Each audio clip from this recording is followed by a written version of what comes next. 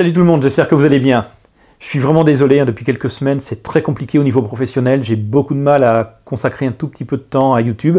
Et donc, c'est seulement maintenant que sort une vidéo. J'en ai encore une autre qui est sous le coude, qui est en préparation. J'espère pouvoir la sortir d'ici quelques jours, d'ici la fin de la semaine. On verra, c'est pas gagné. Vous l'aurez peut-être remarqué si vous me suiviez sur Twitter.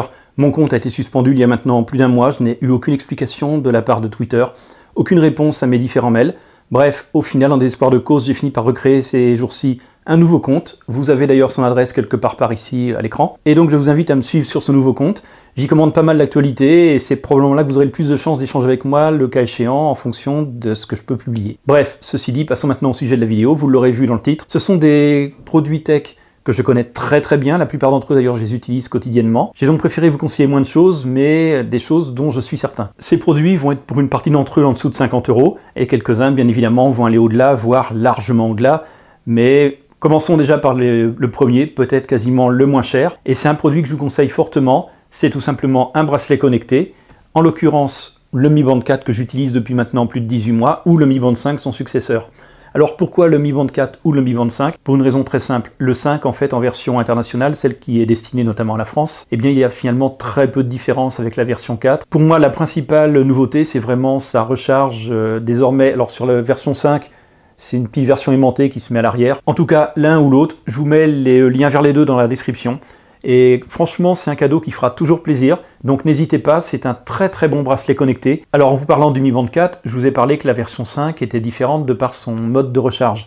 Eh bien on va parler maintenant de quelque chose qui est très utile au quotidien. C'est en fait un chargeur, un bloc de recharge plutôt multiport dans le sens où il y en a plusieurs. Alors celui que je vous présente ici, il a déjà plusieurs années, je l'ai depuis 4 ans à peu près si je dis pas de bêtises. Donc je vais vous mettre dans la description un modèle similaire, toujours de la marque OK, qui est une marque vraiment excellente, je vous la conseille, je vous la recommande. Je vais vous mettre en fait son équivalent actuel, et c'est un modèle que j'utilise quotidiennement. Alors vous le voyez, il y a un certain nombre de connectiques, elles n'y sont pas toutes, je les ai enlevées pour certaines d'entre elles. Ce chargeur, franchement, moi je vous le conseille.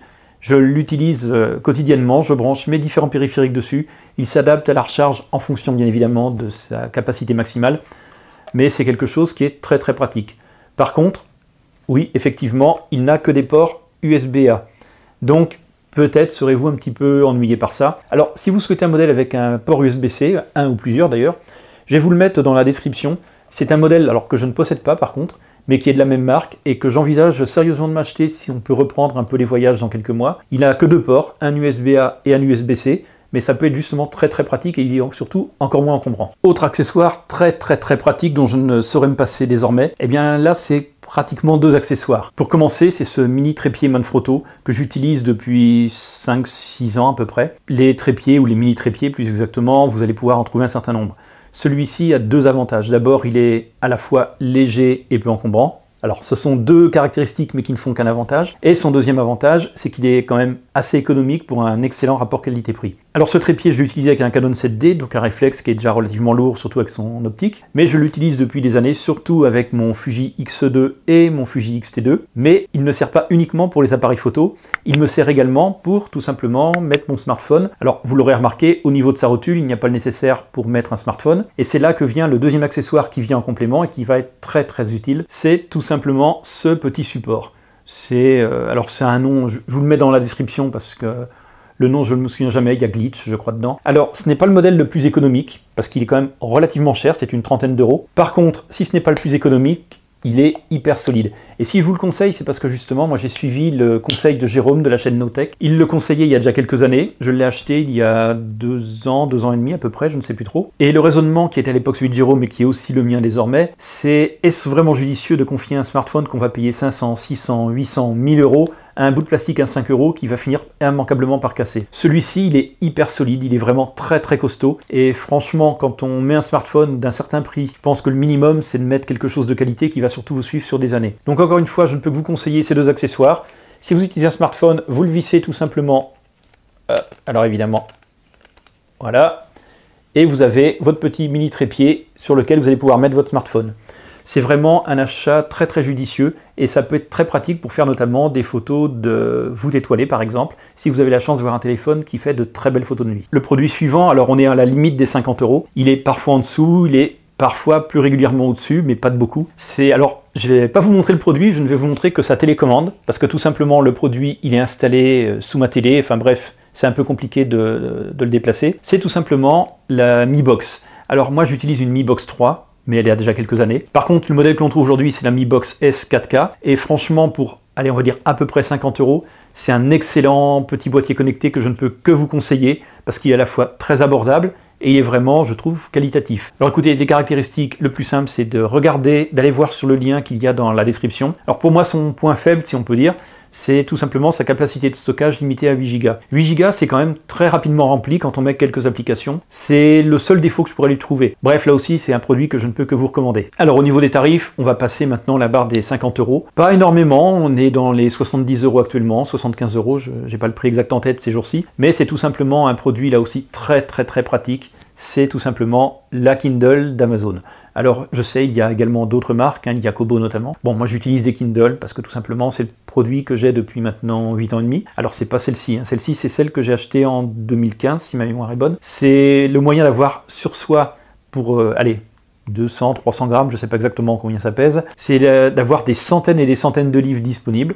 Vous pouvez acheter de façon très simple, notamment sur la boutique Amazon, des bouquins, il y a des livres en prêt également, enfin bref, il y a tout un ensemble d'offres, et aujourd'hui c'est quand même un moyen qui peut être relativement économique de lire. Tout le monde n'aime pas lire sur les liseuses, c'est une évidence. J'étais plutôt sceptique au début, mais aujourd'hui j'aurais beaucoup de mal à m'en passer. Les 50 € maintenant sont dépassés, vous avez compris qu'on arrive dans des tarifs un peu supérieurs. Les tablettes, c'est souvent quelque chose qui fait plaisir en cadeau, c'est un cadeau qui commence déjà à faire un certain tarif, nous sommes d'accord. Alors en termes de tablettes, chacun aura évidemment ses préférences, mais pour en avoir testé un certain nombre, eh bien écoutez, moi je ne peux que vous conseiller la plus connue, c'est l'iPad d'Apple.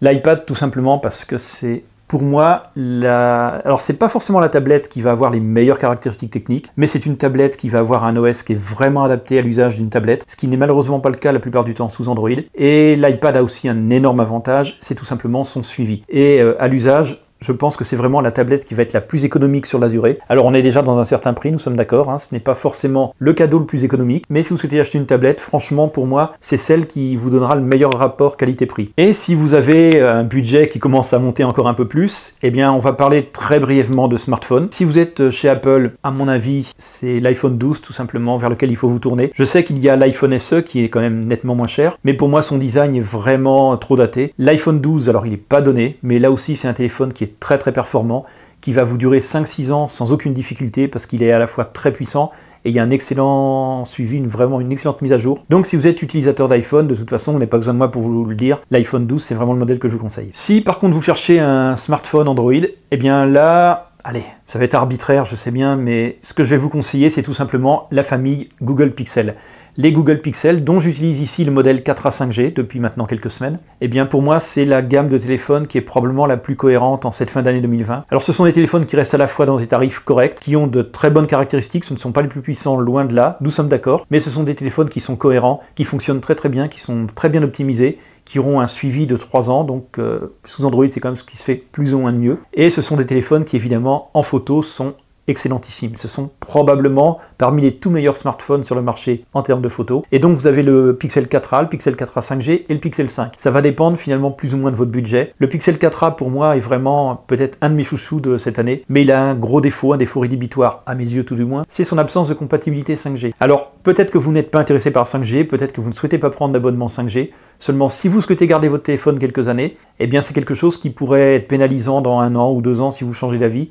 Et donc pour moi, si vous achetez un téléphone neuf aujourd'hui, vous devez acheter un téléphone compatible 5G. S'il faut choisir entre l'un de ces pixels, eh bien écoutez, moi j'ai le Pixel 4a 5G et probablement que c'est à mon sens le meilleur rapport qualité-prix.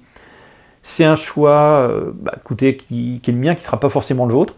Mais ce téléphone, en tout cas, et les pixels en général, sont des téléphones qui sont excellents. Par contre, si pour vous la photo est quelque chose de très anecdotique, vraiment d'accessoire qui ne vous intéresse pas beaucoup, eh bien je vais quand même vous conseiller un autre smartphone Android, c'est tout simplement le OnePlus Nord. Alors le OnePlus Nord, je ne l'ai pas testé. Par contre, je connais quand même bien la marque OnePlus, j'ai encore un téléphone OnePlus par devers moi, OnePlus 6, qui est pas récent. Et le OnePlus Nord, eh bien écoutez, pour moins de 400 €, et d'ailleurs même, je pense nettement moins maintenant avec les baisses de prix, c'est un téléphone qui a un processeur Snapdragon 765G, donc compatible 5G, il a un très bel écran OLED en 90 Hz, C'est un téléphone qui a d'excellentes caractéristiques techniques, qui a OxygenOS qui est l'une des meilleures surcouches Android existant sur le marché. Bref, hormis la partie photo qui n'est pas tout à fait à la hauteur, c'est un téléphone pour moi qui est peut-être sinon le meilleur ratio qualité-prix en cette fin d'année. Voilà, donc pour ce qui en est des téléphones, je vais pas plus loin, ça sert à rien de s'étendre plus, on est dans des tarifs relativement élevés quand même. Encore une fois, ces produits, je vous les conseille parce que je les connais très très bien. La plupart d'entre eux, je les utilise, donc ce sont vraiment des produits que je ne peux que vous conseiller en toute connaissance de cause. Alors si vous souhaitez avoir plus de détails sur ces produits, vous avez les liens dans la description. J'espère que cette vidéo vous a intéressé, que certains de ces produits vous ont intéressé.